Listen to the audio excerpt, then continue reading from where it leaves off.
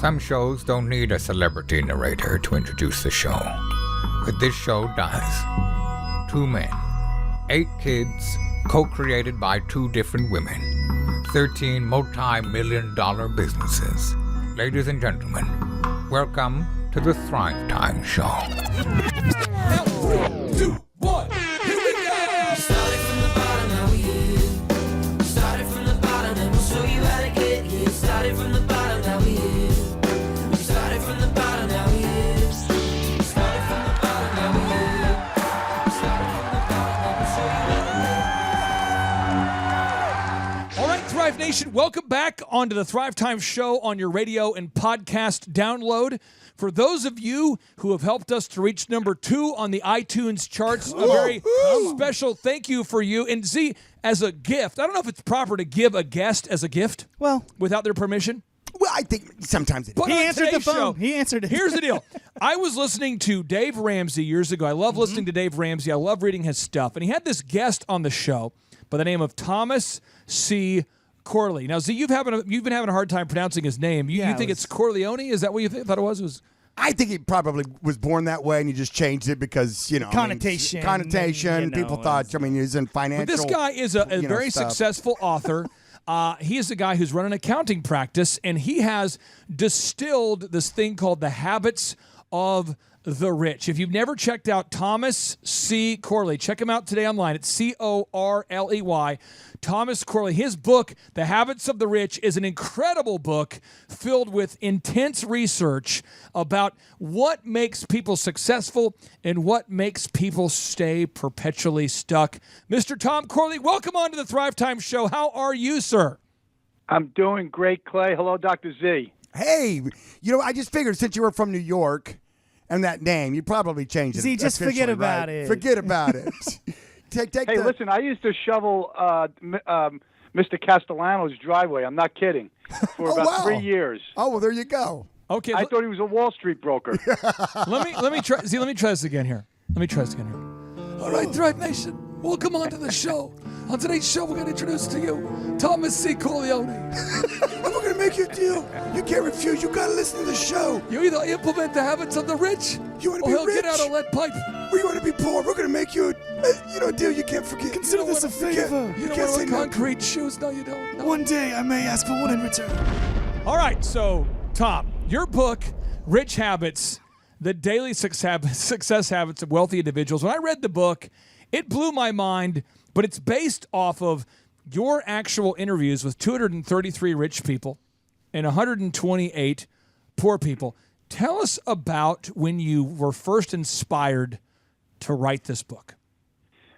So here's what happened. I had a small business client. I had just taken over the helm of my CPA firm. A small business client had demanded to meet with me almost within, 2 months of my taking over. So I met with him at night, and he was kind of a big, burly guy, intimidating. But he came into the office. He said, I need you to get me a line of credit by this Friday. He sat down, and I said, there's absolutely no way I'm going to be able to do that. It might take me months to get you a line of credit. And the guy almost immediately broke down and started crying because his bank had shut down his line of credit. They termed it, and he had payroll that Friday, and he wasn't going to make payroll, and he didn't. And he ended up going bankrupt. But he sat there and he said, look, what am I doing wrong? What is it that your successful clients are doing that I'm not doing? And I started trying to research it on the Internet. I couldn't find anything other than The Millionaire Next Door, but that didn't really help us. So I started doing my own research, and it evolved into what became a 5-year Rich Habits study. And what you have discovered is that, you might not be able to change your results today, but rich people change their habits. Rich people have changed their habits, and then when you do those habits over time, that allows people to earn real wealth. And these habits are things, you can immediately implement. I mean, maybe you can't immediately become successful, but you can immediately implement these habits. And so what I want to do is spend a lot of time breaking down the research and the habits that you found. And I've heard you say that 40% of the actions that we take during the day are habitual. Is that correct, Tom? You're saying 40% of the actions that most people take during the day are habitual? Yeah, and it's not just me saying it. It's actually a 2006 Duke study that they had on habits, and they found that 40 to 45% of all of your daily behaviors are habits. And habits are subconscious things, they're subconscious behaviors, thinking, emotions, decisions. So if you got good habits, Clay and Dr. Z, you're on autopilot for success. If you've got bad habits, you're in a bit of trouble. And you have in your book so many what I would call on the show, we call them knowledge bombs. But it's something that's so powerful that you almost have to duct tape your head back together after you read it. And you have so many knowledge bombs, but I want to have you break down 10 of them that I thought were very, very powerful. And I don't have time to get through all of them. And maybe on a future show we can have you on again because your book is so powerful. One is living below your means. You study that wealthy people, you observe that wealthy people spend no more than 25% of their income on housing. Wealthy people spend no more than 15% of their income on food. But that's not normal for most people. Talk to me about living below our means. Yeah, so these are the habits that you primarily pick up from your parents. Most of our habits we pick up from parents or some mentor or influencer in our life, but you pick these habits up in early childhood. And what I found with the poor people in my study is they're so used to spending 100% of their income. I mean, it becomes a habit. So if they have a year or 2 years, or if they get a promotion or a new job and their income doubles, guess what happens? They spend 100% of their income. Right. They never save. So the idea is to get into some type of savings regimen, some habit of saving, even if it's just 5% a paycheck. You've got to try and forge that habit because then when you make more money, you can contribute more. You can increase it to 10%, 15%. But, if you don't save, you can't invest. And when opportunities pop up and you have no money to take advantage of them, somebody else does, and they become successful down the road, and you scratch your head. And how many people have said, I could have bought that house if I only invested in that business. Everybody has these stories, and they don't do it because they don't have the money, and they don't have the money because they don't get into the habit of saving. One example in your book you talk about is that 94% of people live below their means by buying a vehicle, and a used vehicle, as opposed to leasing. So I'm going to pick on Dr. Zellner and myself. I drive an H2 Hummer that gets, and Tom, if I'm really adding all the fuel additives and I'm really coming to like a slow stop, I get about 7 to 8 miles per gallon. Which we know you're not doing, so. Yeah. And that vehicle 4 miles is paid for, though. The vehicle's paid for, right? And I look at it as I got about 15 miles to work, 15 miles back. So bottom line, if I can't afford $6 to get to work and $6 to get back, I got bigger life issues than the Hummer getting 9 to 8 miles a gallon. But the vehicle's paid for. I bought it used, and it's been paid for. I don't feel the need to constantly lease the newest make and model. Z, you drive a Porsche today. Did you show up in the Porsche today? Did you drive the Porsche today? Yeah. What year? It's a 2010 911. And now you own an auto auction, so it's kind of not even a fair discussion. But you own an auto auction, so Tom, he sells 1,000 cars every Friday, so he could probably buy any car he wants. But it's a nice vehicle. But why do you not, Z, always get the 2018 brand new, the 2019 brand new? Why do you always not upgrading? It's a very nice car, but why are you not one of these people that's always leasing the newest make and model? Well, just like what Tom was saying, I mean, I think that's a habit of people that are successful, and that is living below your means. And for me, I always drive out a car. I buy a car used, typically, recently used. And because, you buy one new, as soon as you drive it off the lot, guess what? It's used. Yep. And so, and then I drive it out. I drive it for many, many years. The car I had before this was a really fun car. It was a BMW, and I drove it for 11, 12 years. And then it finally was like, okay, it's costing more to maintain it than I could go get another car. And so you've seen Oprah's car. You saw one of Oprah's vehicles, I think a Bentley, come through your auto auction. Yeah, exactly. And is it amazing to you how much less money the person who repurchases Oprah's Bentley is going to pay than maybe when the car was originally purchased? Oh, absolutely. I mean, it's a wholesale value of cars and the way they go down in value. And it's one investment. It's a large investment for most people, but it's one investment that almost always goes down in investment. Homes in some parts of the country go up more than others, but homes typically go up, in value. Tom, I want to get your take on this. Do not habitually gamble.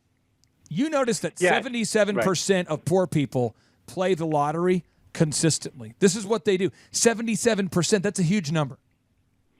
Yeah, so here's the deal with that. So poor people, they believe that, because they were raised in poverty, that they can't break free. They have these limiting negative beliefs that basically if you're born poor, you're going to stay poor. And the only great equalizer in their mind is playing the lottery, because they don't think that they're going to be able to work their way out of poverty. They don't think they're going to have any of that good luck and success that, by starting a business. So they look at the lottery as the great equalizer. And I had one individual in my study who owned a couple businesses, and he said it made him sick every Friday when he would pay the people who were working in one of his businesses.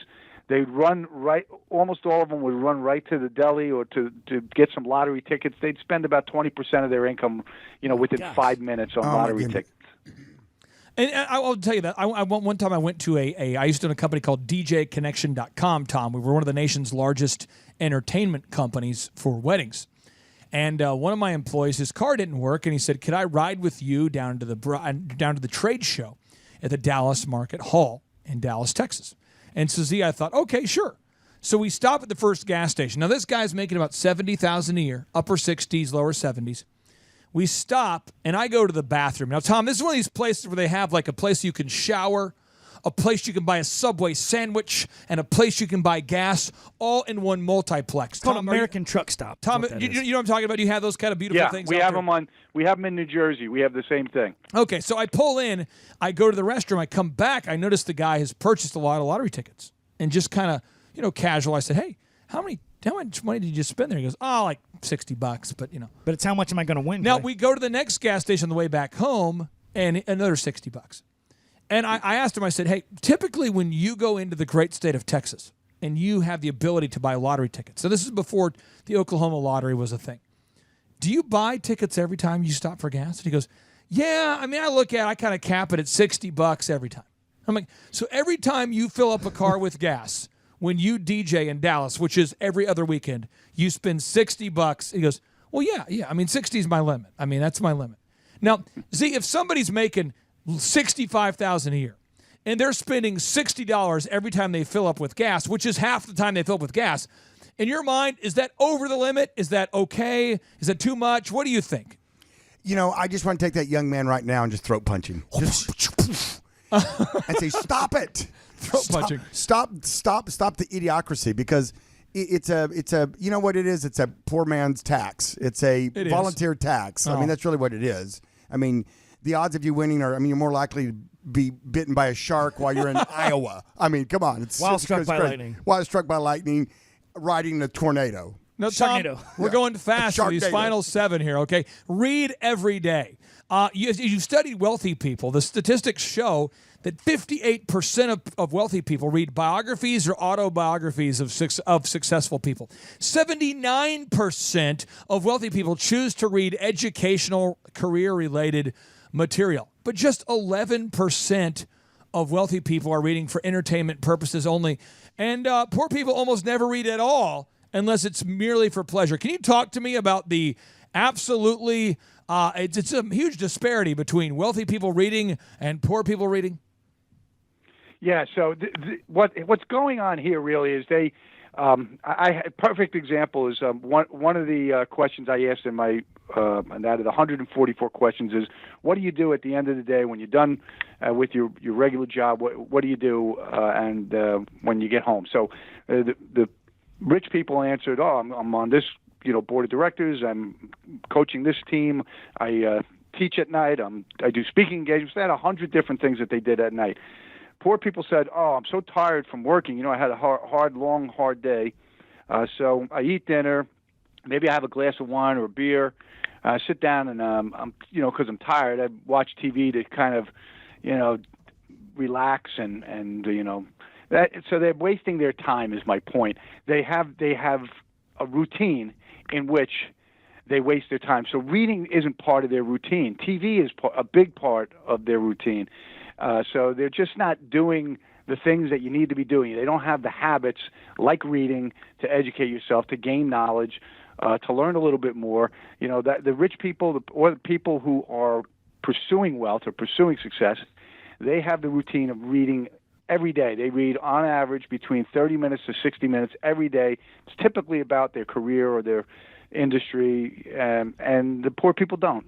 I have not yet to publish a book like yours, but I have personally coached Chup with nearly 1,000 business coaching clients, over the years. Right. And I'm 37. I've been doing this for 12 years. And one thing I've discovered is that poor people tend to mindlessly watch TV, Tom. They tend to mindlessly surf the internet, Tom, and they tend to mindlessly play video games. And I talked to a guy, this is about 6 months ago, he's in his late 40s, and the guy tells me, he said, I did not, now this is a guy who has a business. I won't give any of the information so no one can guess who he is. Okay, it's been about 6 months ago. See, this is a guy whose business is stuck at about $300,000 to $400,000 a year of gross revenue. He can barely pay himself $70,000 a year, $80,000 a year.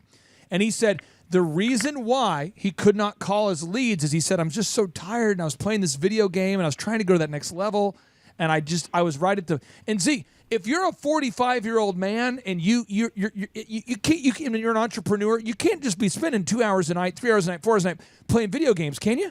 Oh, you can. Oh, you can. Wow. But through all of our actions, we have consequences. This just in. And I love it that Tom has called them out as habits. In other words, these are things that you should just be doing automatic. And at first, in order for a habit, Tom, you've probably done a lot of research on this.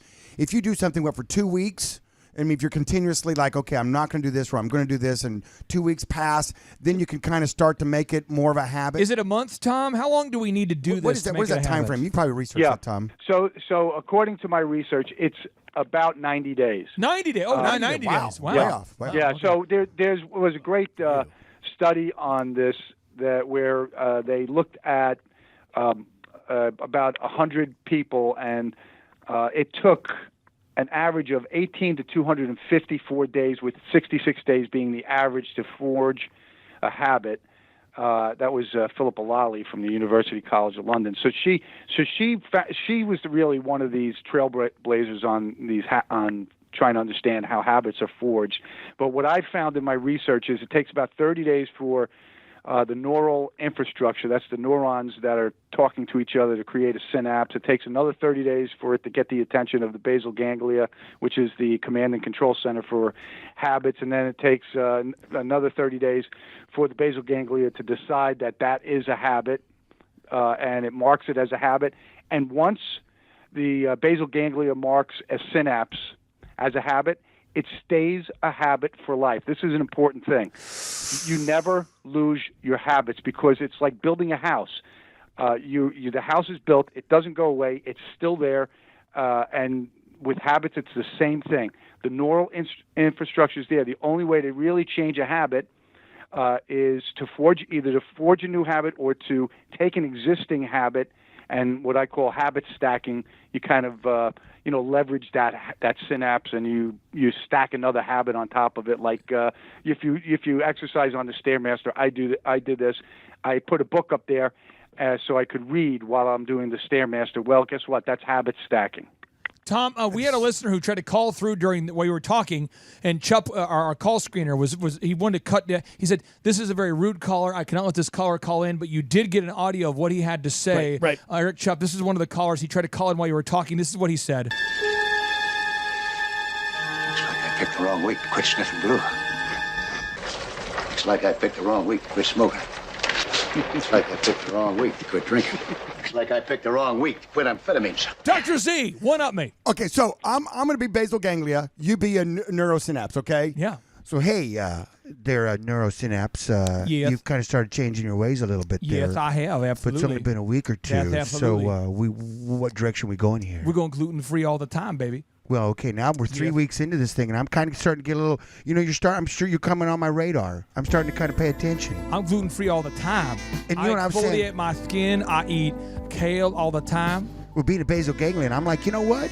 You're kind of getting on my radar now. You're kind of looking a little sexy there, neurosynapse. Organic bison, that's what I do. No extra carb. That's what I You're think firing, I need some extra carb. firing. Now we're 30 days in. You know what? I know the Uncle Campbell. I think I'm ready to go on a date with you. Let's go out. That's great because that's what I wanted. I mean, steak and shrimp.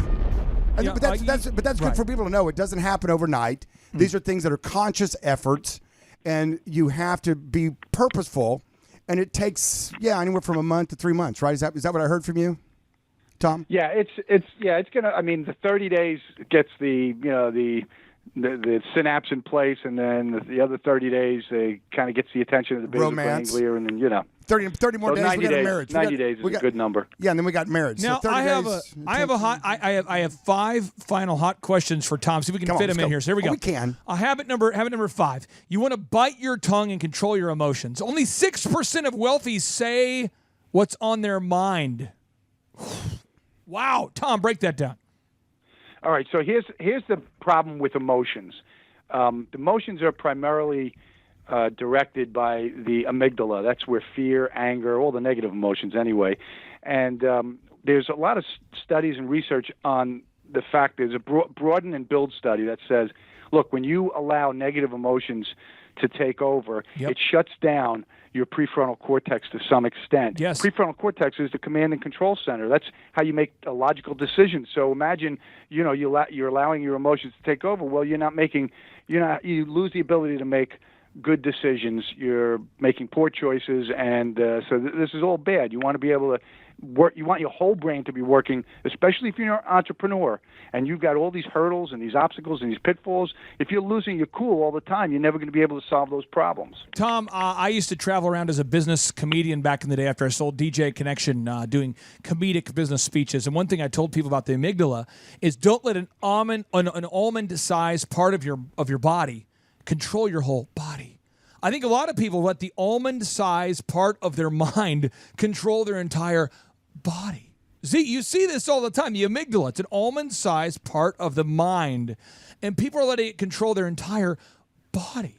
Which is unfortunate. And it's sad. And that's a very good point, and I'm glad, Tom's throwing out some pretty big words, but he's really talking about parts of the brain and what their purpose is.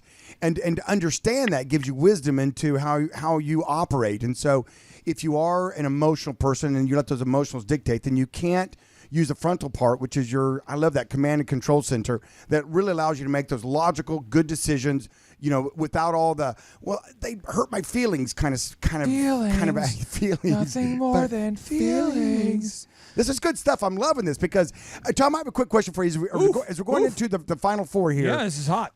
What was your threshold for someone being rich, and what was your threshold for someone being poor? Because you said you interviewed 240 some odd rich and 100 and some odd poor. What was your cutoff? What was your threshold?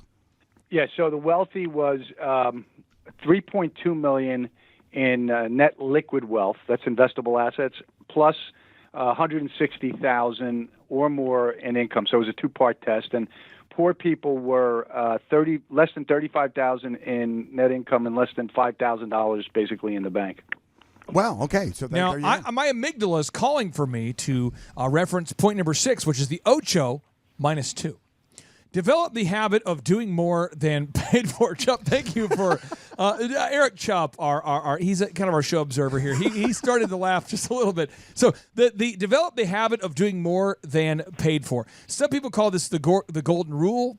Poor people call it being a workaholic. Some people call this the golden rule. Poor people call this, is this my job? Tom, talk to me about how wealthy people have developed the habit of doing more than paid for. It sounds very Napoleon Hill-esque. Yeah, so and there's a lot more to this onion. So when I peeled this, I found out that there's a lot of psychology going on with the wealthy people. What they would do is they would manage the expectations of whoever it was, their customers or their clients or their patients. So they would underpromise and overdeliver, whereas the poor people would overpromise and then set themselves up for underdelivering. So the smart, wealthy people were teeing it up just perfectly. This is a powerful concept, and Tom, I'm not trying to paint you into a corner to have you on the iTunes #2 podcast, but I would love to have you on again to talk more about this because this is so good. There's so much here. I wish I had more time with you. Move number 7 here. Habit number 7. Choose to set concrete and specific goals. According to your research, 80% of wealthy people are focused on accomplishing one single goal every day. But only 12% of poor people are focused on accomplishing a goal. Break that down, my friend. Yeah, so again, this goes to the psyche. You know, poor people, they have the negative limiting belief that they're never going to be able to break out of poverty. So why the hell should I try and set goals or pursue dreams? The wealthy people in my study, because they had parents that pretty much raised them as success mentors. They were success mentors to the kids. They said, you can be anything, you could do anything. Right. And so they had this belief system, hey, I'm going to pursue dreams and I'm going to pursue goals. This is a powerful concept right there. You have the capacity and the tenacity to change your life. Z, did you grow up rich? No, I grew up poor, but I grew up with a mother that spoke that over us. And she said, listen, you guys, you're smart. You can do whatever you want to do. You're going to do it. And she just gave us unconditional love. She was very strict, but we grew up, very. But you and I both grew up in the same environment. People say, "Well, did you know you're poor?" Yeah, because we were there. Oh yeah. Okay. So move number 8. You want to get up earlier. 44% of wealthy people wake up 3 hours before work starts. Now, I also know very wealthy people that stay up 3 hours after people go to bed to work on their to-do list. But at the end of the day, Tom, talk to me about why waking up earlier has been proven to be statistically better for most entrepreneurs struggling to find the time to get things done. Yeah, so I use this strategy because I was running my CPA firm, my financial planning practice, and I decided, hey, I'm going to write a book. So the only time I had, because I had 3 kids and a wife, and I didn't want to get divorced, was I had to get up at 4:30 in the morning. So 4:30 to 7 in the morning is when I did my writing. I just took a page out of the wealthy people, the self-made millionaires in my study, and lo and behold, I've been using that routine ever since. Since then, I've written 5 books and done a whole host of other things. So that morning routine has been paying off like crazy for me. And I think that's why wealthy people do it, because they know that's the first thing in the morning. They won't be interrupted. Nobody's up anyway. They can get a lot done, and it's called time blocking, so they can focus their mind through this time blocking strategy and get things done. That's a move. That's a move. If you're struggling to find time to get things done, wake up earlier. The final move I want to talk to you about today, Mr. Tom Corley, is getting a mentor, getting a coach. Eric Schmidt, the most successful CEO, some would argue, of the modern generation, the former CEO of Google, said the most important advice he ever received was from John Doerr, the venture capitalist, who said, you need a coach. Bill Gates says everyone needs a coach. Let's go with Steve Jobs said you need to hire a coach. All these people hired a coach. It is so important that you have a coach or a mentor in your life. 93% of people, according to your research, 93% of wealthy people that had a mentor attributed their achievement and success in the world to their mentor. Tom, break it down. Yeah, so mentors I found in my research were the fast track to accumulating an enormous amount of wealth, because mentors tell you what to do and what not to do. They tell you what to read, what not to read.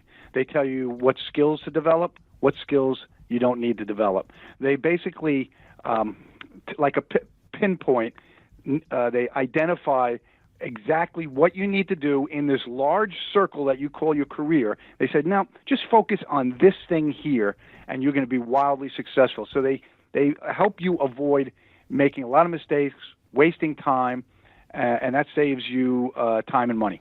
Tom, if the listeners out there want to learn more about you or want to purchase a book, what's the best place you would direct them? Do you want to direct them to Amazon? Do you want them to go to your website? What's the best place? Because our listeners are voracious readers. They love to take action. They love to buy books. What's the best way they can learn more about Mr. Tom Corley and the things that you offer?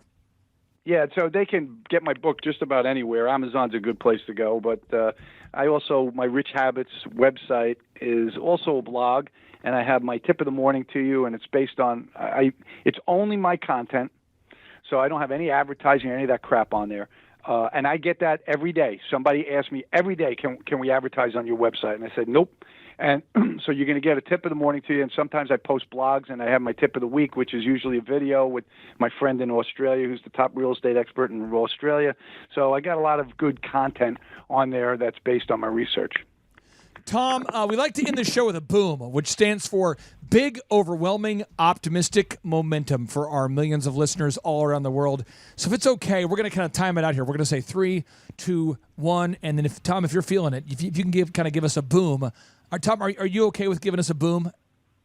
I'll give you a big boom. Okay. Oh, yeah. Z, are you ready for a boom? Are you ready for the boom? I'm always Chup, ready. are you ready for the Let's boom? boom it. Here we go. 3, 2, 1. Boom! Boom! Tom, I appreciate Well you so done. much. This show's going to go out on, I believe, Monday. And as soon as it goes out, we'll send you a link to it.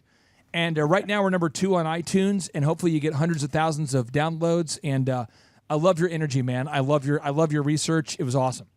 Thank you. Thanks for having me on. I appreciate it. I really do. Hey, take care. Well done, buddy. Well Have done. a great Thank day. you. Okay, you too. Bye. Bye-bye. I'm Glenn Shaw, owner of Shaw Homes in Tulsa, Oklahoma. Started the company in 1985. At that time, it was one employee doing everything, me. I met Aaron Antis in 2007. The top 3 things that Aaron did for Shaw Homes was he brought in processes that helped us be able to repeat over and over. He brought in unique hiring skills. He was able to find the right people for the right seat on the bus.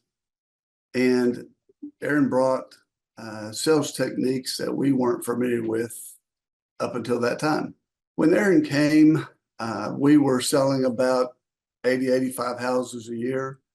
And during the 16-year period, we saw sales get up over 400. Before I met Aaron, the only sales manager we had was myself, and I was completely unable to perform that job. And so Aaron brought major changes and great results with them. In the many years that I was building houses before Aaron, I was great at selling if somebody wanted to buy, but they had to be knocking on my door asking me to sell them a house before I could actually make that sell. I had no sales techniques and no ability to generate sales. Aaron coming in as a natural salesperson just absolutely transformed that and made the sales experience better for the company and better for our buyers. Well, prior to Aaron, I would work all week for the company. I'd sit in a model home over the weekend, and I had a salesperson or two, but I was actually out there all weekend working that. Since hiring Aaron, I was able to take my weekends off, even reduce my workload during the week. I went from working 60, 70 hours a week to almost a normal workload. So I've been a member of the Builder 20 program in the National Association of Home Builders for 20 years. And during that time, I've seen a lot of sales managers with the other companies that have been involved. And in my opinion, Aaron is smarter and sharper than any sales manager of any builder that's ever been in our group. Now, some markets, they don't have to try to sell, they just sell themselves. But with the ability to sell and to train and hire, Aaron was better than any of those sales managers that were in my program. Well, I remember when I considered hiring Aaron many years ago, the thought of spending the extra money was a little scary, but in hindsight, it was one of the best things I've ever done. It freed my time, increased our sales, and at the end of the day, increased our profitability beyond my wildest expectations. Years ago, I was concerned that if I didn't do whatever a customer asked me to do, it might be the last house I sold. And so over time, we were able to move away from unlimited customization to pre-designed options. The problem that we were having in those days is that the customer would tell us what they wanted, but they didn't really know what they wanted. And we would deliver exactly what they told us to do, and they wouldn't be happy with it. So as we became more standardized, we give lots of options, but we don't customize. And in the end, that allows us to sell more homes for better margins than spending countless hours trying to customize in just every avenue of the sales process. We get weekly reports on sales, on profitability, on production, and it provides all the manageable tools that I need to review the company from a 10,000-foot level. All right, Thrive Nation, on today's show, what we're going to focus on is how to grow a successful company. So what I'm going to do is I'm going to pull up a graphic that is the theory of how to grow a successful company, but vision without execution is hallucination. And so if you go to thrivetimeshow.com/millionaire, you can download a book that I have written called A Millionaire's Guide, How to Become Sustainably Rich. You can download it for free at thrivetimeshow.com/millionaire, but you have to actually implement that which is in the book. And so on today's show, we're joined by a very successful person in the home building business, a great friend of mine, a man by the name of Aaron Antis. Aaron Antis, welcome on to the Thrivetime Show. How are you, sir? I'm doing great, Clay. Thanks for having me on. Hey, so I got to ask you this for people out there that want to prove you're not a hologram. First off, what's the website for your company so people can verify that you are, in fact, a real business? You bet. It's shawhomes.com. SHAWHOMES.com. Shawhomes.com. I'm pulling it up, shawhomes.com. Pulling it up. That's the website, shawhomes.com. Yep. And when you and I met, before we met, you had been already very successful as a home builder. You turned your dream of being a home builder guy into reality. Yeah. So how many homes had you sold, or what kind of sales had you done in your career as a home builder guy before you and I even met? Before we met, probably about 750 million in sales prior to meeting you. And then you did the year we first started working together. What were the sales totals that year? We were at like 19 million. 19 million. And then when you ended 2022, obviously we're in 2023, and so we'll see how this year ends. But as far as ending 2022, how much sales did you do last year at the end of 2022? 2022, we were at like 84 million. Okay, so from 19 million to 84 million. 84 million. So you're doing some things right here. And what we're going to try to do is kind of demystify the plan here. Okay, so here we go. So establishing revenue goals. Yep.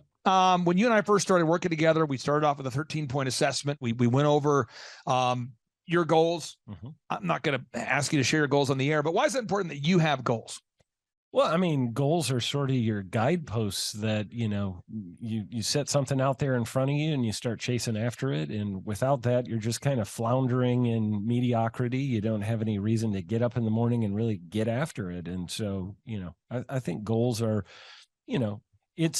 you can have lots of different types of goals. And we've talked about a lot of this. We've talked about, having financial goals and having, fitness goals and having friendship goals and just all these different areas. I know you've got the F6, so that's kind of something that, we touched on very early on. You asked me, like, is one of your goals more income or is it more time? And so I said, well, really at this point, it's more income. And then later it became more time. So, it's changed over the time I've known you since 2016. We're going on 7 years and the income went up considerably. So now it's, turned in the last couple of years towards more time. Now, the break-even numbers, again, I'm not asking you for the numbers on the show, but you guys have a lot of fixed costs. I mean, if you go to shawhomes.com, you've got framers, you have plumbers, you have the tile people, you have so many skilled people, you have a full-time sales team, you have an admin staff. And if you don't sell a house, you still have the service of the land, you still have all the overhead. Why is it important for every listener out there to know their break-even point? How many deals they need per month just to break even? Well, yeah, because you're going backwards real quick, and it doesn't take very long if you're at the beginning of your business. It doesn't take very long for you to be in a place where, the creditors are knocking at your door and you're, you can't pay your bills, and all of a sudden you're going to lose all for us, all of our trades, all of our suppliers are going to start backing out. So, you've got to know what that number is that lets you tread water so that, okay, this is the worst case scenario. Everything above that, at least I'm into the profit zone. So, you go out of business pretty quick. Most businesses don't last more than just a few months if they get below that break-even number. So now, folks, again, these might seem like simple steps, but they're all the linear steps you have to take to create time freedom and financial freedom. And if you want to grow your company, this is how you do it. Box number 3, though, is you have to know the hours you're willing to work. Now, your incredible wife is here off camera for accountability. So at any point, she could yell like, "Amen" or "Boo." But you guys are on the same page with the hours you're willing to work. And you guys, as a couple, I want to brag on both of you. You guys both committed to sacrificing time and energy and a lot of things to get to where you're at in life. Yeah. And then as you had your children, you raised them, you decided to devote time to raising said kids. Yeah. And now that your kids are older, you're devoting time to raising these kids. So it's not like you abdicated being a parent while also growing a company. You did both well. I'd love to get your thoughts on sitting down with your spouse, if you're watching this today, or your significant other, and making sure you're on the same page about how many hours per week you're willing to work. Well, yeah, I mean, you don't want to grow a business to, make a whole bunch of money just so you can split it in half later. Oh, because that's kind of what happens when you don't work out those details ahead of time. And so my wife and I have been married 25 years. We've been together for 4 before that. And so yeah, 26. Did I just say 25? But real quick, I hate to do this to you. I just got in trouble. I hate this. Your wife just turned 27 on Thursday, and what you said is 100% false. Okay, so the unique value proposition here. Now let's talk about this. Whether it's growing a home building company or a dog training business or a haircut chain or a carpet cleaning franchise or whatever business we're involved in helping to grow, you have to sit down as a listener out there, as a business owner. You got to figure out what makes your company unique. Absolutely. So I want to ask you, what makes Shaw Homes unique in the marketplace with other home builders? Yeah, we have more furnished and decorated model homes than any other builder in the market. So, a lot of times people, when they walk into a home and they're trying to decide if they like the floor plan, the layout, whatever, most builders in our market have an empty house that they walk into. It's just kind of echoes when you walk through it. There's no furniture or anything. And we completely, as you can see in this little video here, we completely furnish and decorate it, make it beautiful. We are the most award-winning builder in the state of Oklahoma. That's true. We've won like 5 times as many awards as any other builder in the market. So definitely that is one of our big, takeaways. And I'm going to throw you under the bus real quick, and I don't mean to do this super passively aggressively. It'll just be more of a subtle passive aggressive. When I met you, you guys had all these awards, but no one knew. That's true. It was like this weird, bizarre thing where you had all these awards. I remember talking to you, and I'm like, what makes you guys different? And you're like, we do a good job. And you're being nice about it. You're a good salesperson. But I said, well, tell me about the awards. And you're like, well, we got this award, that award. This is true. This award, like 45 minutes later, it's like that award. This award, I need to shave now. This award, that award, I need to go brush my teeth. This award, that award, I want to go mow the lawn now. This award, that award, I'm thinking about retiring. This award, my kids are turning 18. I can see it. This award, you're just going, and this award, and that award. And so we put those on the website, and that helped. And the other thing you guys we needed to change was all these people were saying great things, but we didn't have video reviews of them saying it on camera. Right. So it was like your online reputation didn't match your real world reputation. You had so much good momentum there, and so many people loved you guys. And now you guys have, would you say, 100 video reviews? Oh gosh, I would say more than that. We've got, we have a lot. And every week you could just keep scrolling and scrolling and scrolling. I was scrolling. And this is actually all that's on this page. If you go to our YouTube channel, we have way more than this. So yeah. So again, and this is all the stuff. You're going to grow a successful company, folks. Step 1, you got to figure out your revenue goals. Step 2, you got to figure out your break-even goals. Step 3, sit down for an hour of power. Sit down with your spouse. Make sure that you guys are on the same page of your hours you're willing to work. Step 4, unique value proposition. Figure out what it is that makes you unique. And we have an in-depth guide that you can download for free at thrivetimeshow.com/millionaire if you get stuck. Next box, you got to improve your branding, your website, your one sheet, in your case, model home presentations, business cards, social media branding, everything that a customer sees needs to be first class. And I was talking to a guy named Ronnie Morales today, and it's Morales Brothers. I think you met him at a conference. He told me this, and I'm not slamming Ronnie. Ronnie, if you're listening, I'm not slamming you. This is the real thing. Ronnie said he'd listened to our show for 7 consecutive years before ever reaching out. And now he's reached out and he's up 57% in about 8 months. That's awesome. And we're going to put his story on part 2 of today's show because he's in Texas cool. and he's 7 years behind you. Yeah. But he's doing a great job. Good for him. What do you think that thing is where people have bad branding and they are not, is it, we're not aware of it? Is it someone hasn't brought it to our attention? What causes bad branding? You know, the number one thing I hear business owners say is, well, you know, I don't really need good branding because I sell everything by word of mouth. Oh yeah, baby. Like, I've got such an incredible reputation You do. that everybody just comes to me by word of mouth. Yeah. And then it's like, okay, yeah, but how much business did you do last year? Well, not very much. And, you know, I'm really unprofitable, but I've got great, you know, reputation out there and I get a lot of word of mouth. So when people switch over to starting to improve branding, I know you helped us a lot with that in just creating a lot better looking website, creating you know, we've got an office environment now that is, when people walk into our model home, they are blown away. We truly wow our customers when they come to our model homes. Yep. It's a one-of-a-kind experience in the state of Oklahoma. And the process of that, you know, just going through branding it so that it looks really top notch. And, you know, that includes everything from, you know, marketing to all of your senses and everything else. So it just really brought us to another level. And when the customer comes in and experiences us after having walked through other builders' homes, they usually come in and go, you guys are just on a whole nother level. It's sights, sounds, smells, experiences, everything that your customer sees, they're grading you on. And you might not know that they are even judging you because they're not filling out the form. And I have a funny story to share with you that's kind of sad. I was working with a fitness guy years ago, and I'm not going to tell you what state he's in or what city, folks. But I know you want to know, but I'm not going to tell you. And he filled out the form because his wife wanted him to schedule a 13-point assessment. He did not want to. Yep. And he tells me, Clay, honestly, I'm just doing the call because my wife wants me on the phone. I don't get leads from social media. I don't get leads from marketing. I get all my leads word of mouth, like you were saying. And I said, well, let me just do this. Let's just, this first month working together, let me get all the passwords for your Facebook, your Google, your YouTube. And I'm just, as the first month, we do this with every single client. Yeah. We optimize your YouTube, your Facebook, your Instagram, your Twitter, your, all that. Yep. We log on. This is a fitness guy. He was spending like $400 a week every week on ads. Yeah. And he hadn't known, he wasn't aware that every time a lead came in, it got stuck in Facebook and went to an email address that he wasn't checking. Whoa. So think about this. That's not good. And it's like 15 to 20 leads a week for years this guy had. That's not good. And he didn't even, and so I'm going, you're spending, you know, 20 grand a year on ads that you're not getting things from. And are you aware that the phone number on your site rings to a phone that's no longer a real phone?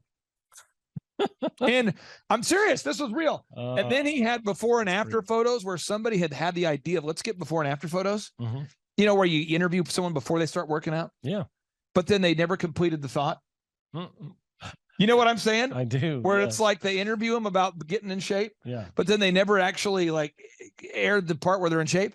Oh no. So it's just sort of like an interview with people that are not in shape. And I'm like, and again, he's busy guy, busy entrepreneur. That kind of stuff is very common. It's kind of laughable if it's not your company. Yeah. But okay, next box. You got to determine your customer acquisition costs. How much does it cost you to get a customer? So Aaron, you guys run ads on Google, on Facebook, on retargeting ads. You have massive signage. There's a lot of stuff you do. Yep. Why is it important to know how much it costs you at the end of the day to get an actual new buyer of a Shaw home? Well, because if you want more of those, you know what it costs to go generate more of those. And it's, you know, it's a cost where it's like, okay, well, you know, I'm down in sales this month or this quarter or whatever, and I need 4 more sales to make it a good quarter here before the end of the quarter. And it's like, I know I can go put money into that and it's going to cost me X number of dollars per customer to get there. And so then it's just a matter of, do I want to spend that money to get to that point? So, you know, for us, it's, you know, a pretty high number because it's a big ticket item, but for some people it might be, you know, very small to get that, you know, each customer. But for us, you know, it's, You got to know what the number is, because ultimately that goes into the price of your product, and whatever you sell, we're doing homes. That is one of our line item costs in our homes. That's what costs. Yeah. Now, if you go to any of the businesses that I'm involved in, you go to eitrlounge.com/staff. I put in the password here. Once I put in the password, I have all of the documents needed to run the company, and they're all saved. So the checklist for the manager, the opening checklist for the assistant manager, the bathroom cleaning checklist, everything needed to grow the company is all in one place. And therefore, the business, everybody who works there knows where to go to find those documents. This is the kind of stuff that fires me up, and it makes other people crazy. Oh, yeah. So with the conferences we do, if we ever do a conference that's out of town, I have a checklist of stuff I print out. I know it seems kind of crazy for people, but this is real. I print it out, and it's like, okay, socks. If I'm gone for 4 days, I want to have 12 pairs of socks. Why? Because it could be hot. I don't know. Could get wet. I don't know. I have a list of, deodorant and socks and shaving, and I have a laptop and a backup laptop, and I have patch cables and XLR cables, and we bring 3. You've seen all this stuff, but it's multiple monitors, backup monitors. It's backups for everything. When you guys build a Shaw home, you're not moving off of guesswork. There's blueprints, there's plans, there's systems, so houses don't fall down. There's somebody out here listening right now that doesn't have systems in place. They don't have checklists. They don't have it, and so they have to think about everything all the time, because if not, they forget a step. What would you say is the importance of having taken the time to have built these systems now? It is the night and day difference between running around like your hair is on fire every day, constantly playing firefighter, or, you hear people say, oh, I'm up to my armpits in alligators. It's because you don't have systems and processes. And every time at Shaw Homes, every time that we have a problem come up, we automatically go, okay, what step in our system did this fall apart in? And what's broken in that step, and how can we fix it so it never happens again? So we go fix the process. We address the problem for the customer, but then we go back after that and we go, how do we fix the process so we don't repeat this problem? And the business owners that are running around with their hair on fire all the time, it's because there's no systems, no processes. Everything is urgent. Everything is hair on fire. Correct. And it is a chaos world that you live in. And if you're going to build homes for a living and build a lot of them, you cannot live in that chaos world. Now, this next box, I get excited about all these boxes. This is what I get excited about. This right here is what I care about. Okay. The next box is management and execution. You have people on your team, and I'm just going to give some examples, and I hope this benefits somebody out there listening. You have people on your team. It's their responsibility every time that you do a new house. They go out there and they design, or they get the blueprint on the website. They get the new design of the home, because people want to see floor plans. So somebody's job is to get those up there. Somebody gets photos of every house that you guys are building. Somebody gets videos of every house.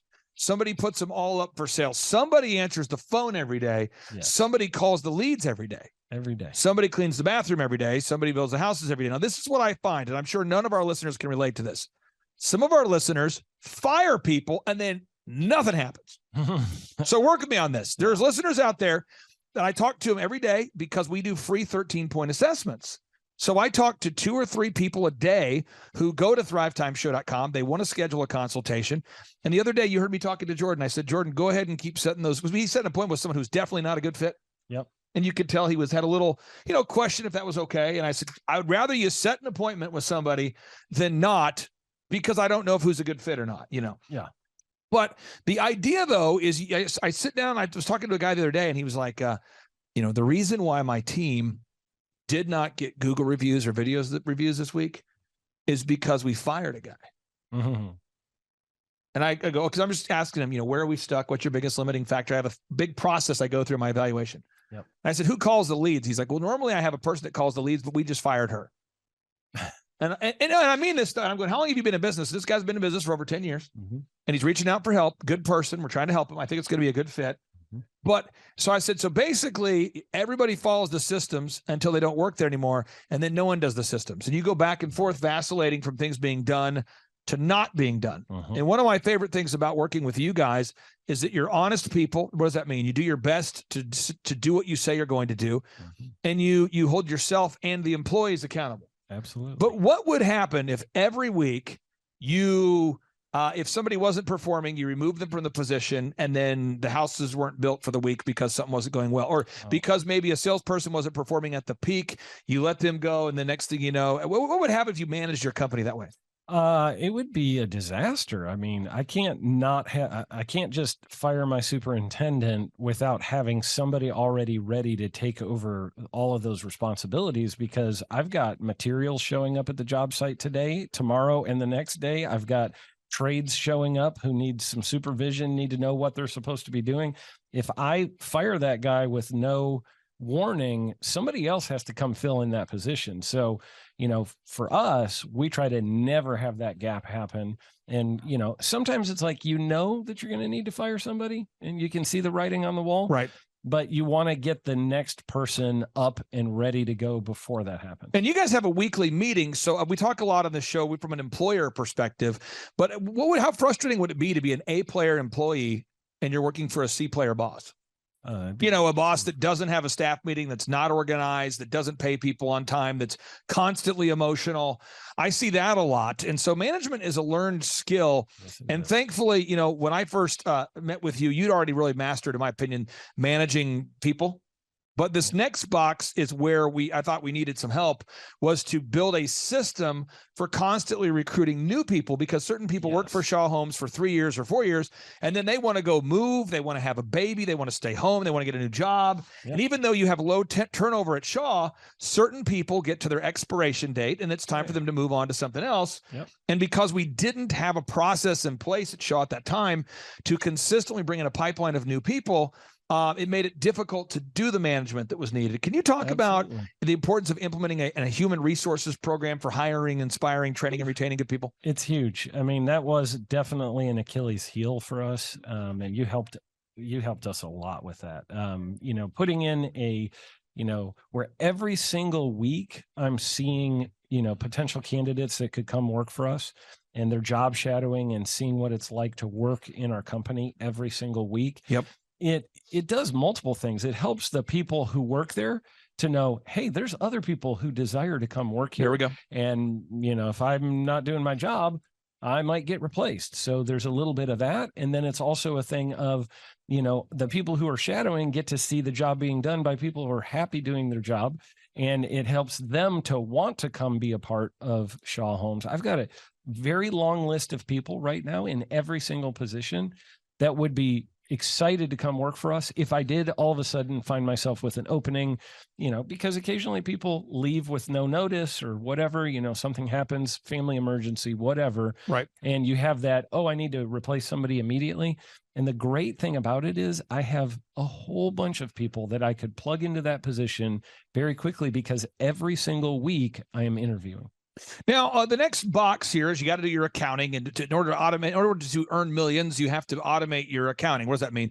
You have to have a system in place for making sure you price your products and services correctly, and that you pay yourself first, that you set aside a set amount of money to pay yourself and your staff. And all these things work together. And what I find is people ask me, often just not knowing, they come from a place of a good heart, they don't know. They say to me, Clay, what is the most important step in growing Shaw Homes? I've heard Aaron on the show. He's a great guy. Clay, I've heard PMH OKC on the show. Clay, I've seen OxyFresh on the show. What was the most important thing they did? And to me, that's like asking a hiker, what was the most important step you took to get to the top of that mountain? Mm-hmm. Well, it was the one we took there an hour ago. I took a left step. No, it's that gasket a baker. What's the most important ingredient? Is it milk? Is it sugar?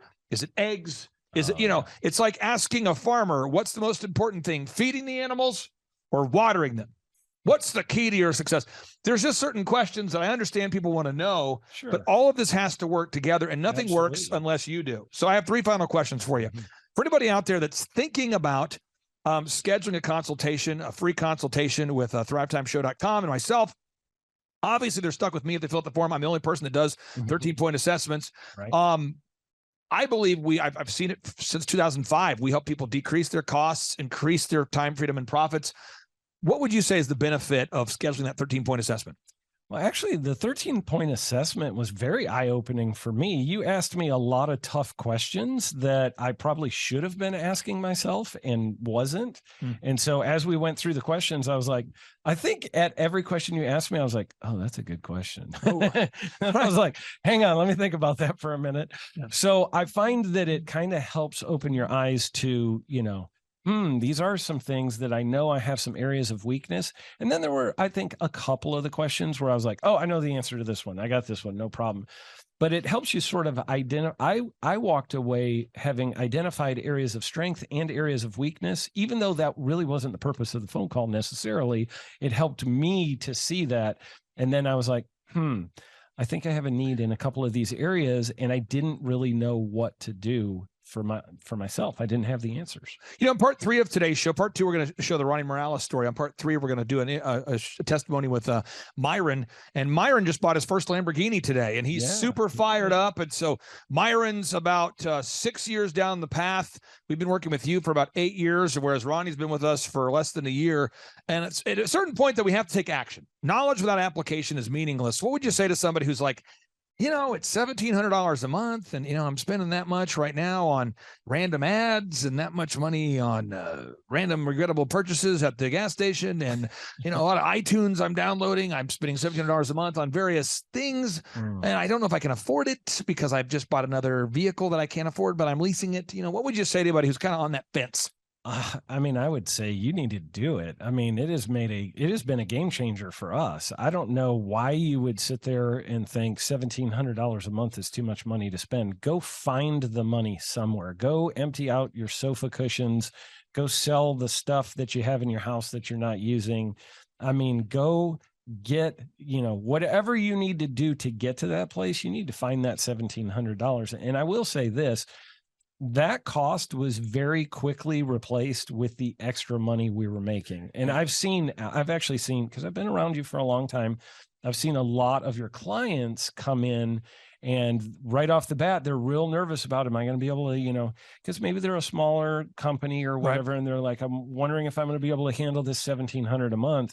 And then I see them 6 months later and I'm like, how's it going now? And they're like, man, we're just hitting record after record. I have referred several business owners and they're doing great, that are killing it. And that, I'll give one example. I won't name the person, but I did send one of my very good friends to you who was on the verge of losing his business because he just wasn't able. He had bought another one of the shops of what he does. Yep. He opened it and it was not profitable and it was going to take under both of his shops. And I sent him over to you.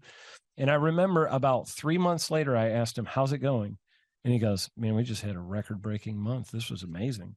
And by the way, said person just hit another record-breaking month, just so you know. Yeah. And I know right now, not only does he have way more income, but he has a lot more time freedom because he's been working with you for many years now. And so it changed his life, just like it changed my life. I would say, if you're thinking about, doing a 13-point assessment, stop thinking, dial the phone, pause this video, make the phone call, reach out to Clay, get it started right now. Now, final question I have is, I think people look at oxyfresh.com and they go, man, there's 500 locations now. Yeah. They look at Elephant in the Room and they go, there's 5 brick and mortar locations now. They look at Shaw Homes and they go, these are big success stories. Yeah. I don't know that I can do it. What would you say to somebody out there that just feel like they might not have all this stuff they're going to learn is going to be over their head, too complicated? What would you say? I would say the information, the ideas are easy. It's the application that is difficult for people. The ideas that you share, there's nothing that's like, oh my God, I don't have a PhD, therefore I can't do it. I feel like it's all very, very simple stuff, but it is a lot of action to get traction. And you got to get the action going. And I think if somebody has diligence and discipline or can learn diligence or discipline, they're going to do extremely well. And it's not about education. It's about action. Now, Aaron, I got one thing I want to say, and then we're going to wrap up today's show, okay, with a boom, because boom stands for big, overwhelming, optimistic momentum. And that's what's required to have success. People watching this, they're going, well, Aaron, he looks like a normal guy. Well, that's true. They say, well, he sounds like a normal guy. Sounds like an all right guy. That's true. But the one thing you can't quite picture on the show, and I want to just give that gift to you folks who are watching, is Aaron smells tremendous. It's like if you had smell-o-vision, if you could just get up there and just smell that thing, it's incredible. And it's really, it's his aroma that allows him to achieve massive success. So That's what it is. if That's you're the out there secret. and you're going, what's the secret sauce? It's not a sauce. It's more of just a smell. So I don't know if you qualify to have the kind of success he has unless you smell like he smells. It's a really tremendous smell. Okay, let's end this thing with a boom. Here we go. 3, 2, 1, boom. Okay, Aaron Antis, guess who's joining us for the December 4th and 5th, 2025 Thrivetime Show Business Growth Workshop? Ooh, Santa Claus? No, we will not be joined by Santa Claus, but we will be joined by Eric Trump, the son of the 45th and now 47th President of these United States. And yes, Amanda Grace will be in the place. And yes, Dr. Stella Manuel will be there, so you know it will go well. Yes, we have Mel K in the house. Pastor Phil and Tammy Hotson-Pillar will be hosting this event at their beautiful church right there in sunny Anaheim, California. Yes, folks, make this a December to remember. You surprised? Make this a December to remember and join us at the 2-day interactive business growth workshops. For over 20 years, folks, I've been hosting business growth workshops where we're going to teach you marketing, sales systems, human resources, accounting, social media marketing, branding, sales training, search engine optimization, accounting, workflow development, financial management, all this and more. How do you get tickets? Go to thrivetimeshow.com. Again, how do you get tickets? Go to thrivetimeshow.com and request tickets today. And now Eric Trump, people don't know this, but the Trump organization has thousands of employees. There's not 50 employees. The Trump organization, again, most people don't know this, but the Trump organization has thousands of employees. And while Donald J. Trump was the 45th president of these United States, and this just in from our home office, President Donald J. Trump is now the 47th president of these United States as well. I'm Ron Burgundy? He needed someone to run the companies for him. And so the man that runs the Trump organization for Donald J. Trump, as he was the 45th president of the United States and now the 47th president of the United States, is Eric Trump. And so Eric Trump is here to talk about time management, promoting from within, marketing, branding, quality control, sales systems, workflow design, workflow mapping, how to build. I mean, everything that you see, the Trump hotels, the Trump golf courses, all their products, the man who manages billions of dollars of real estate and thousands of employees is here to teach us how to do it. You are talking about one of the greatest brands on the planet from a business standpoint. Right. I mean, who else has been able to create a brand like the Trump brand? I mean, look at it. And this is the man behind the business for the last pretty much since 2015. He's been the man behind it. So you're talking, we're into 9 going into 10 years of him running it, and we get to tap into that knowledge. That's going to be amazing. Now, think about this for a second. Nothing is over until we decide it is. Was it over when the Germans bombed Pearl Harbor? Germans? Forget it, he's rolling. And it ain't over now. The lineup continues to grow, and this is how we do our tickets here at the Thrivetime Show. If you want to get a VIP ticket, you can absolutely do it. It's $500 for a VIP ticket. We've always done it that way. Now, if you want to take a general admission ticket, it's $250 or whatever price you want to pay. And the reason why I do that, and the reason why we do that is because we want to make our events affordable for everybody. I grew up without money. I totally understand what it's like to be in a tight spot. So if you want to attend, it's $250 or whatever price you want to pay. That's how I do it. And it's $500 for a VIP ticket. Now, we only have limited seating here with... There's a lot of togetherness and closeness, camaraderie. So again, if you want to get tickets for this event, all you have to do is go to thrivetimeshow.com. Go to thrivetimeshow.com. When you go to thrivetimeshow.com, you'll go there, you'll request a ticket, boom. Or if you want to text me, if you want a little bit faster service, you say, I want you to call me right now. Just text my number. It's my cell phone number, my personal cell phone number. We'll keep that private between you, me, everybody. We'll keep that private. And anybody. Don't share that with anybody except for everybody. That's my private cell phone number. It's 918-851-0102. 918-851-0102. I know we have a lot of Spanish-speaking people that attend these conferences. And so to be bilingually sensitive, my cell phone number is 918-851-0102. That is not actually bilingual. That's just saying Juan for a one. It's not the same thing. I think you're attacking me. Now, let's talk about this. Now, what kind of stuff will you learn at the Thrivetime Show workshop? So, Aaron, you've been to many of these over the past 7-8 years. So let's talk about it. I'll tee up the thing, and then you tell me what you're going to learn here, okay? Okay. Yeah. You're going to learn marketing and branding. What are we going to learn about marketing and branding? Oh, yeah. We're going to dive into, so many people say, I got to get my brand known out there, like the Trump brand, right? You want to get that brand brand out there. It's like, how do I actually make people know what my business is and make it a household name? You're going to learn some intricacies of how you can do that. You're going to learn sales. So many people struggle to sell something. This just in, your business will go to hell if you can't sell. So we're going to teach you sales. We're going to teach you search engine optimization, how to come up top in the search engine results. We're going to teach you how to manage people.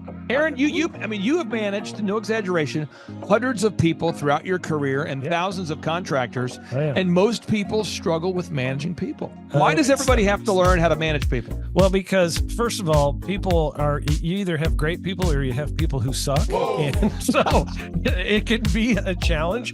Learning how to work with a large group of people and get everybody pulling in the same direction can be a challenge.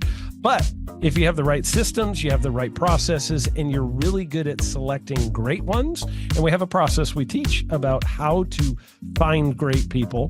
When you start with the people who have a great attitude, they're teachable, they're driven, all of those things, then you can get those people all pulling in the same direction. So we're going to teach you branding, marketing, sales, search engine optimization. We're going to teach you accounting. We're going to teach you personal finance, how to manage your finance. We're going to teach you time management. How do you manage your time? How do you get more done during a typical day? How do you build an organization if you're not organized? How do you do organization? How do you build an org chart?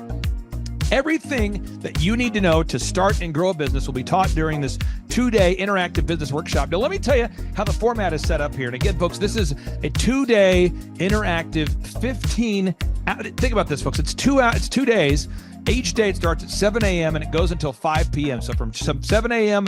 to 5 p.m., 2 days. It's a 2-day interactive workshop. The way we do it is we do a 30-minute teaching session, and then we break for 15 minutes for a question and answer session. So, Aaron, what kind of great stuff happens during that 15-minute question and answer session after every teaching session? I actually think it's the best part about the workshops, because here's what happens. I've been to lots of these things over the years. I've paid many thousands of dollars to go to them. And you go in there and they talk in vague generalities, and they're constantly upselling you for something, trying to get you to buy this thing or that thing or this program or this membership. And you leave not getting your very specific questions answered about your business or your employees or what you're doing on your marketing. And what's awesome about this is we literally answer every single question that any person asks, and it's very specific to what your business is. And what we do is we allow you as the attendee to write your questions on the whiteboard. Yep. And then we literally, as you mentioned, we answer every single question on the whiteboard. And then we take a 15-minute break to stretch. You get away with me! Whoa. And this is also your opportunity to meet some of the great speakers like Pastor Dave Scarlett. You could meet Mel Kay. You could meet Amanda Grace. You could meet Dr. Stella Emanuel. You could just grab a coffee. You could find some alone time. You could get lost in the bathroom. You could try to go and get a photo with one of the speakers. You could try to photobomb a photo where someone else is getting a photo with the speakers. You could go attempt to find your phone, wallet, and your keys. My phone, wallet, keys, yeah, phone, wallet, keys. Whoa. Now that's a good idea. Well, it's going to be great. And then you're in the company of hundreds of entrepreneurs. So there's not a lot of people in America today. In fact, there's less than 10 million people today, according to U.S. Debt Clock, that identify as being self-employed. So if you have a country with 350 million people, that means you have less than 3% of our population that's even self-employed. Yeah. So you only have 3 out of every 100 people in America that are self-employed to begin with. And when Inc. magazine reports that 96% of businesses fail by default, you have a 1 out of 1,000 chance of succeeding in the game of business. But yet the average client that you and I work with, we can typically double this. And this is no hyperbole, no exaggeration. And I have thousands of testimonials to back this up. We have thousands of testimonials to back it up. But when you work with a home builder, when I work with a business owner, we can typically double the size of the company within 24 months. Yeah. Double. And you say double? Yeah, there's businesses that we have tripled. There's businesses we've grown 8x. There's so many examples you can see at thrivetimeshow.com. But again, this is the most interactive, best business workshop on the planet. This is objectively the highest rated and most reviewed business workshop on the planet. Whoa. Add to that, Eric Trump, the man that runs the Trump Organization. You say, Clay, I'm not going to get a ticket unless you give me more. Okay, fine. We're going to serve you the same meal both days. True story. We cater in the food, and because I keep it simple, I literally bring in the same food both days for lunch. Who's with me? Let's go! Come on! It was an incredible Mexican restaurant. That's going to happen. Someone says, I want more. This is not enough. Give me more. Okay, I'm not going to mention their names right now because I'm working on it behind the scenes here. But we just continue to add more and more success stories. So if you're out there today and you want to change your life, you want to give yourself an incredible gift, you want a life-changing experience, you want to learn how to start and grow a company, go to thrivetimeshow.com. Go there right now, thrivetimeshow.com. Request a ticket for the 2-day interactive event. Again, the event's going to be on December 4th and 5th in sunny Anaheim, California. Great weather. Make this a December to remember. Eric Trump, the man who leads the Trump organization. It's going to be a blasty blast. There's no upsells. Aaron, I could not be more excited about this event. I think it is incredible. And there's somebody out there right now, you're watching and you're like, but I already signed up for this incredible other program called Smoke Your Way to Thin. You think that's going to change your life? I promise you this will be 10 times better than that. Looks like I picked the wrong week to quit smoking. Now, don't do the Smoke Your Way to Thin conference. That is, I've tried it. Don't do it. Yeah, chain smoking is not a viable. I mean, it is life changing. It is life changing. If you become a chain smoker, it is life changing. Not the best weight loss program, though. Right. Really. So if you're looking to have life changing results in a way that won't cause you to have a stoma, get your tickets at thrivetimeshow.com. Again, that's Aaron Antis. I'm Clay Clark, and reminding you and inviting you to come out to the 2-day interactive Thrive Time Show workshop in beautiful Anaheim, California. I'm Kay Dixon. I'm from Sarasota, Florida. I'm Vince Suzuki, also from Sarasota, Florida. He dragged me here. Yep, was here in 2018, and it changed my business, and I built another business, and now I'm here to do it again with this business. So. Yeah, I'm a brand strategist, and it's been really easy to go to a lot of events like this and just leave really in your head like what to do next. And already there's the strategic, step-by-step, real-life implementation that we can do to our business, and I'm so grateful to be here and very excited that Eric Trump is here, and that is going to be epic. Hi, my name is Erica, and it has been amazing being here. The conference, I'm learning so much. Everything is perfect for me. But that Clay Clark, man, he is one character. It's a good word for him. Character. Yeah, that is it. Good, driven, smart, and I've never met a guy who was so hyper all the time. He's doing so much good, and then I met his mother, and she just says, she just lets him be Clay Clark. I mean, so he's endorsed by his mother, and he's doing magnificent work. So it was great meeting you out there and all the people that he surrounds himself with. Clay Clark starts his days at 5 o'clock in the morning. Oh, it's incredible. Yeah, he's a machine. He's a machine. Yeah. But I have problems with my company starting at 9 o'clock. Yes, hundreds of people showing up at 5 a.m. in Tulsa, Oklahoma. Man, he's a leader of a leader. He's a fantastic young man. No, he is. And the greatest thing that will come out of all of it, aside from winning the presidency of the United States, we'll get to that in a second, was an everlasting friendship between Clay and I, because I'm telling you, there's not too many people in the world that have this man's backbone and his tenaciousness and his perseverance. And so, buddy, I love you. And to General Flynn, thank you. You guys are incredible. You guys are incredible warriors. You guys are incredible, incredible warriors. So thank you, my friend. Clay Clark is here somewhere. Where's my buddy Clay? Clay's the greatest. I met his goats today. I met his dogs. I met his chickens. I saw his compound. He's like the greatest guy. I ran from his goats, his chickens, his dogs. So this guy's like the greatest marketer you've ever seen, right? His entire life, Clay Clark, his entire life is marketing. 4,000% from February to February. Now I can better that. Okay, Clay, I don't think you know this. I don't think you know this. I'm pinching myself, and if I cry, forgive me. In the last 2.5 days, we have bettered our entire month of February in the last 2.5 days. So, and the phone's blowing up. Everything's just blowing up. You're right. It is like a rocket ship. So We're pinching ourselves, actually. I learned at the Academy, Kings Point in New York, acta non verba. Watch what a person does, not what they say. We're going to move into action mode here. So for anybody out there, if you say, I would like to go to Mar-a-Lago. Now, Jackson, you know, this just in, they raided Mar-a-Lago. You know about this? This just in. And so some people say, that wasn't cool. I didn't like that. But, so a lot of people out there, we want to kind of stick it to the New York Times. We want Eric to become the #1 best-selling author in America. And we kind of also want to go to Mar-a-Lago and check it out. We've never been there before. So what we're going to do is for anybody right now, if you go to Amazon right now and you buy a copy of Eric Trump's book, Under Siege, My Family's Fight to Save Our Nation. So you go to Amazon right now, you buy a copy of the book, and you just text a screenshot of your proof of purchase to my cell phone number, 918-851-0102. So text my number, 918-851-0102. So again, step one, you go here to Amazon.com, you buy a copy of the book, Under Siege, then you just text a screenshot of your purchase, your proof of purchase. You text my number, 918-851-0102. You have a chance to win a dinner at Mar-a-Lago with Eric Trump and myself, and there's more. And by the way, Mar-a-Lago right there, just for your viewers, it's the most exclusive private club in the world. $2 million to get into, just base membership fee.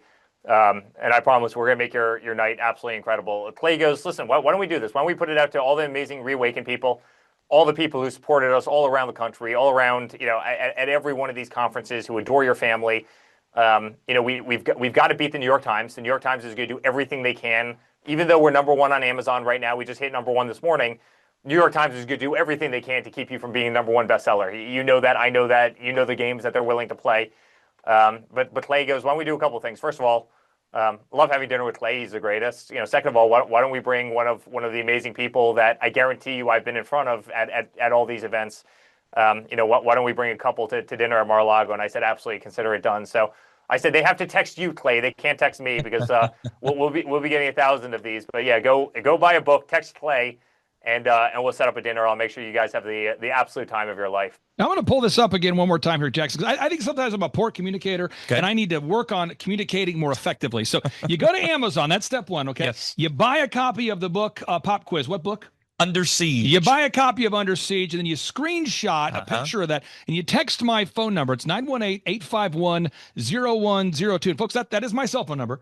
So we'll keep that private between you and me and everybody. And then when you text that to me, you have a chance to win a backstage pass to the actual in-person business workshop. That's a business growth workshop, December 4th and 5th, featuring Eric Trump in Anaheim, California. And you have a chance to win dinner with Eric Trump and myself at Mar-a-Lago. Now, someone says, when does this contest end? Now, Eric, your birthday was hijacked. Okay, so your birthday was hijacked. January 6th is this man's birthday. He now has to switch his birthday because no one wants to talk about his birthday on January 6th anymore. So we're going to run this promotion until November 5th. That's my birthday. So we're gonna, So we're going to run it till October 14th. October 14th. Has to be pre-sale. This just in. It has to be between October 14th. That's why we're clarifying. So between now and October 14th. Now, folks, let me just clarify this real quick here. So make sure I'm leaving you with some good clarity here.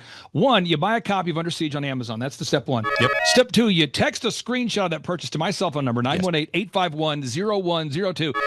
Three, you have to do that before October 14th. Before October 14th, this just in. It has to be before October 14th. And you have a chance to win a backstage pass to the upcoming business workshop. You have a chance to have dinner with Eric Trump at Mar-a-Lago. And I want to tell you some benefits of buying the book. One, I've read the book. It's incredible. If you're a father out there and you want to learn about mentoring your kids, it's a great book. If you want to learn about American history, it's a great book. If you want to make America great again, it is a great book. It's a book you got to have. Now here is just a quick editor's note. You do not have to buy a copy of Eric Trump's book, Under Siege, to be entered into the drawing. Whoa. Just text the number. All you have to do is just text the number, 918-851-0102, and you will be entered into the drawing for a chance to win a copy of Eric Trump's book, Under Siege, and a once-in-a-lifetime opportunity to hang out with Eric Trump and Clay Clark at Mar-a-Lago, and to win a backstage pass at the upcoming ThriveTimeShow.com 2-day interactive business workshop. Again, you do not have to buy a copy of the book to be entered into the drawing, but it would be great if you'd buy a copy of the book because that would make sense. However, that is all, and now back to the interview.